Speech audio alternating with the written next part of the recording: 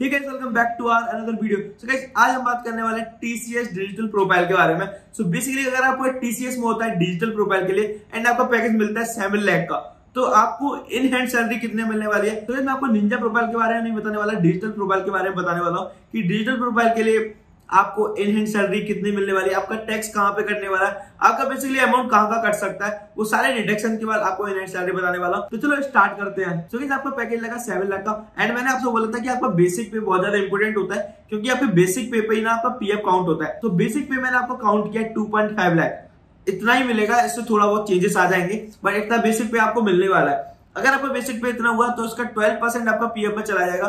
That means 30K amount PF में जाने वाला है। ये वन साइडेड है, ये टू साइडेड होता है, क्योंकि कंपनी भी 30K देती है, वो आपका सीटीसी में पहले से इंक्लूड कर देती है। दैट मीन्स आपका 60K अमाउंट पीएफ में चला जाएगा। अब 60K आपका पीएफ में चला जाएगा 7 में से।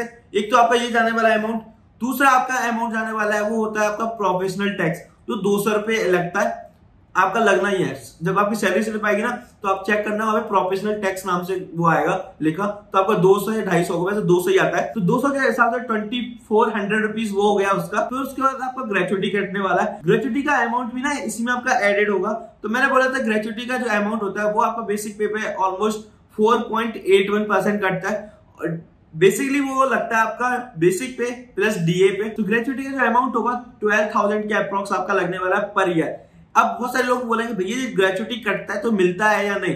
ये मिलेगा आपको, बट अगर आप किसी कंपनी में ना 4 साल तक रहे, बहुत सारी कंपनी इसके लिए 4 साल का बॉन्ड रखती है, बहुत सारी कंपनी इसके लिए 5 साल का बॉन्ड रखती है। बट जब मैं इन्फोसिस में था ना, तो वहां पे ये 4 साल का बॉन्ड था। अगर आप 4 साल से पहले छोड़ देते हो ना, तो आपको ग्रेचुटी का एक अमाउंट नहीं मिलने वाला। तो आपका total PF, professional tax and gratuity मिला के ना आपका जो अमाउंट बैठता है वो बैठता है 74,400 रुपीज। अगर मैं 7 लाख में से डिडक्ट करने वाला, तो आपका जो अमाउंट बनता है 6,25,600 रुपीज। अभी इस सैलरी पे ना आपका ना स्टैंडर्ड आपको डिडक्शन होगा, टैक्स डिडक्शन, जो गवर्नमेंट प्रोवाइड कराती है। जो भी आपका अमाउंट बनता है ना, उससे गवर्नमेंट बोलते हैं कि आपको 50K की छूट मिलने वाली है। अब इसमें से आपका 50K छूट में चला जाएगा। उसके बाद जो आपकी सैलरी होने वाली है, टैक्सेबल सैलरी, वो आपकी होने वाली है 5,75,600 रुपीज। अब इस पे आपका टैक्स लगने वाला है। अब मैंने आपको हर बार बताया कि अगर आपकी सैलरी 5 लाख से अबव चली जाती है, तो आपका जो 2.5 से 5 लाख के बीच में आपका टैक्स लगना स्टार्ट हो जाता है। एंड उस पर जो आपका टैक्स लगता है 5% लगता है। दैट मीन्स आपका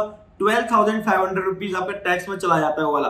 अब उसके बाद जो भी टैक्स लगेगा, अगर आप ओल्ड को फॉलो करते हो, तो आपका 20% टैक्स लगने वाला है 5 लाख से अबव। तो अगर आपको 20% टैक्स लगने वाला है, तो उसके अकॉर्डिंग आपका जो टैक्स हो जाएगा 15,120 रुपीज। दोनों को ऐड करेंगे तो आपका 27,620 रुपीज टैक्स हो जाएगा। मतलब आपको इतना टैक्स देना पड़ेगा। बट गाइस मैं बताऊं ना, आपका ये टैक्स बच सकता है, क्योंकि आपकी सैलरी कम है, तो आप एक्सपेंस दिखा सकते हो। जैसे एचआरए में आपको जो भी अमाउंट मिलेगा ना, वो एचआरए आपका बच जाएगा। थोड़े बहुत पॉलिसी, हेल्थ पॉलिसी वगैरह लेके आपका जो टैक्स होगा टोटली बच जाएगा। इसमें कोई इशू नहीं है।